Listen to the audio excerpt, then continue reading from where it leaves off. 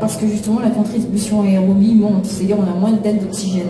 C'est-à-dire que dès qu'on commence à faire un effort, l'oxygène monte et on est moins en déficit, on peut concrètement accélérer plus.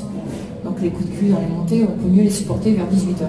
Après, c'est un peu moins bon, mais le VO2 max en soi-même n'est pas altéré. Par contre, ce qui est très important, bon, il faut savoir que 24 heures de déficit de sommeil, parce qu'il n'y a pas que le T4M, des fois si on en boîte et puis le lendemain on a un marathon, ça n'a pas de conséquences. Mais je ne sais pas si une boîte de nuit qui est prévue là, ça fait bien. Par contre, ce qui est important de savoir, et ça vous l'avez vraiment dit, c'est que la nuit on perd complètement la perception, la sensation de la douleur. Et on est en fait très tolérant. En fait. Même si on a mal physiologiquement, on va être complètement incapable de ressentir ça et on risque de dépasser ses limites. Donc il faut surveiller sa fréquence cardiaque. Voilà, donc ça c'est important, c'est un indicateur. Et en plus, on a aussi une baisse de la tension. Vraiment, tous les tests psychomoteurs, etc. Au VO2 max, il ne bouge pas, c'est des trucs de bourrin, ça va, voilà. Le cœur, il suit.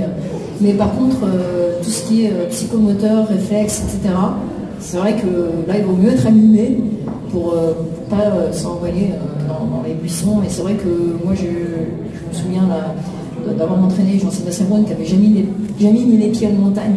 Je lui ai dit, voilà, tu sais, tu vas te retrouver à la Prat, chemin des Verts, en allant sur un Beldon, hein, ce que vous disiez tout à l'heure, de nuit. Voilà, c'est vraiment très hostile. Bon, c'est vrai que ceux qui sont très fermes, mais même dans Beldon.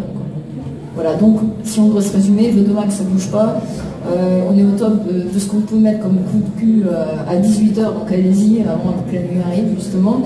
Et puis surtout la perception de la sensation de l'effort, donc la sensation physiologique, on va peut-être aller trop intense, donc surveillez votre fréquence cardiaque. Voilà. Merci beaucoup. Il faut manger des sucres, le lait le soir, etc. Et des pâtes, quand on veut bien dormir, c'est le précurseur de la sérotonine, un neurotransmetteur qui nous fait dormir. Et le matin, il faut plutôt manger des protéines, précurseur de la dopamine. Donc peut-être manger une petite tranche de jambon à bout de fromage. On a envie de gras et à la fin on en a marre du sucré. Donc ça tombe bien. Il se trouve que c'est de ça dont on a besoin aussi pour la vigilance, pour sécréter la dopamine et réactiver la vigilance. Ça maintient bien en activité et ça permet l'utilisation des lipides. Mais bon, c'est vrai que c'est des études à haute dose de caféine. Il faut vraiment... Donc je ne suis pas tellement pour l'excès. Par contre, c'est vrai que c'est bien de prendre... Je pense que sur les T4M, vous pouvez bien prendre des expressos serrés. Alors il faut savoir qu'un café, plus il est allongé, plus il y a de caféine. Donc il faut le prendre en italien, un ristretto. Mais bon, on va peut-être avoir un sponsor l'année prochaine qui fait des ristrettos. Ouais, des ristrettos, vous pouvez en prendre sur les 40 heures, mettons 8. Voilà, mais ristretto. Donc vous avez des bons effets.